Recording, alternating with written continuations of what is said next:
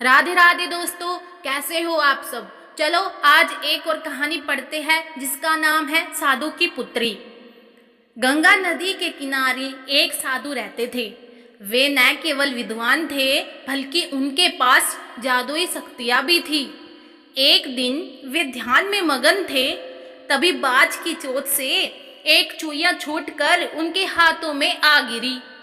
उसकी छोटी सी पूंछ व काली चमकीली आंखें थी। उन्हें वह बहुत अच्छी लगी, पर घर ले जाने से पहले उन्होंने जादुई मंत्रों के प्रयोग से उसे एक लड़की में बदल दिया।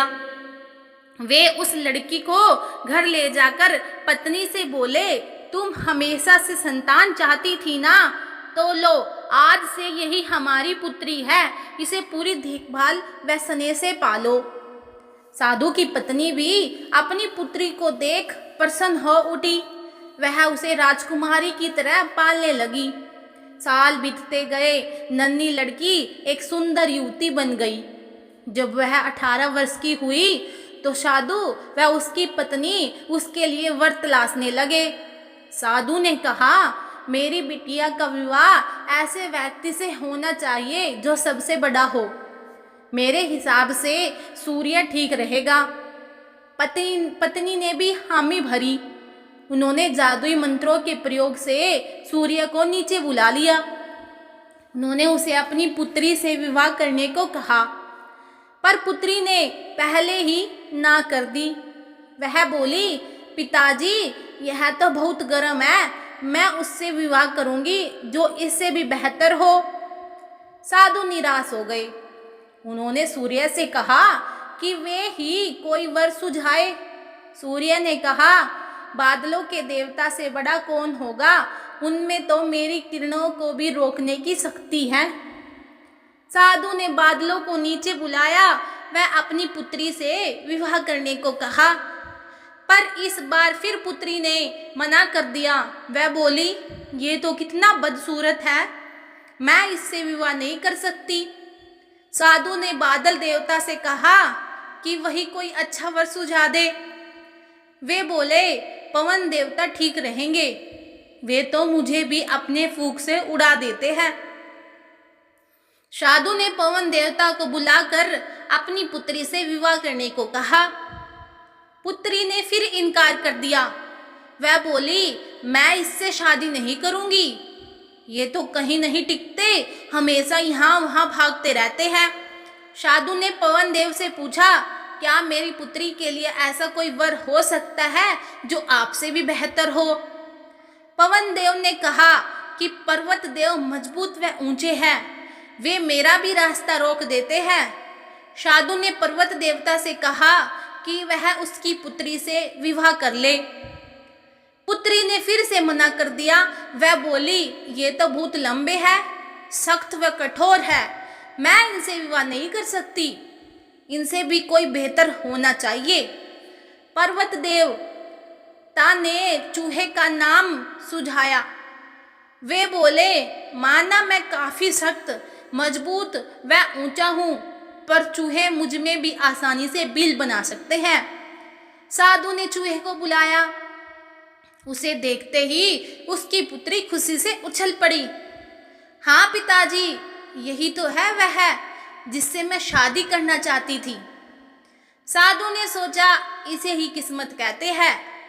यह एक चूहिया थी और एक चूहे से विवाह करना ही इसके भाग्य में लिखा है। उन्होंने जादुई मंत्रों के प्रभाव से पुत्री को फिर से चूहिया बना दिया।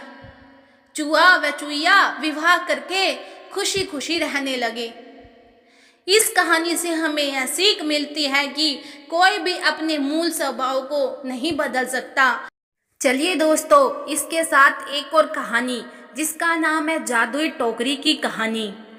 बहुत समय पहले की एक बात है। रमेश नाम का एक नौजवान लड़का अपने माता पिता और दादा दादी के साथ एक छोटे से गांव में रहता था। रमेश काफ़ी शरारती स्वभाव का लड़का था और अपने नादान हरकतों से हमेशा कोई न कोई समस्या खड़ी कर देता था। एक दिन जंगल में इधर उधर घूमते हुए जमीन पर रखा हुआ बांस की एक टोकरी उसको नजर आई। वास्तव में वह एक जादुई टोकरी थी। उस टोकरी को वह अपने पाँव से ठोकर मारने लगा। वह टोकरी काफी अलग तरह की थी। रमेश को भी वह टोकरी कुछ अजीब तरह की लग रही थी। अब उस टोकरी के बारे में जानने के लिए रमेश काफी उत्साहित होने लगा था। उसने उस टोकरी पर अपना पैर रखकर चढ़ने का सोचा, परंतु जैसे ही वह उस टोकरी पर अपना पैर रखकर चढ़ा तो वह टोकरी उसे लेकर आसमान में उड़ गई और उड़ते उड़ते बादलों के पार ले गई। फिर एक विशाल महल के अंदर ले जाकर उसे उतार दिया। रमेश उस बड़े और रहस्यमय महल में पहुंचकर आश्चर्यचकित रह गया। वह महल में इधर उधर घूमकर जायजा लेने लगा। घूमते घूमते रमेश का सामना एक काफी लंबे चौड़े व्यक्ति से हुआ, जो उस समय महल में पड़े हुए बेशकीमती सामान जैसे सोना, चांदी, हीरा, जवाहरात के खजाने के पास खड़ा होकर खजाने की रक्षा कर रहा था। उस विशाल व्यक्ति भी अचानक रमेश को देखकर चौंक गया। उसने रमेश से पूछा कि तुम यहाँ तक कैसे पहुँचे? रमेश ने उस व्यक्ति को अपनी सारी बातें बता दी। वह विशाल व्यक्ति काफी दयालु भी था। उसने रमेश को कुछ खजाना देने की पेशकश की, परंतु एक शर्त यह भी रखी कि रमेश बिना पूछे कोई भी चीज इस खजाने में से हाथ नहीं लगाएगा। रमेश काफी खुश हो गया। उसने उस विशाल व्यक्ति की यह शर्त मान ली। लेकिन कुछ दिनों के बाद ही रमेश पर लालच पूरी तरह से हावी हो गया था।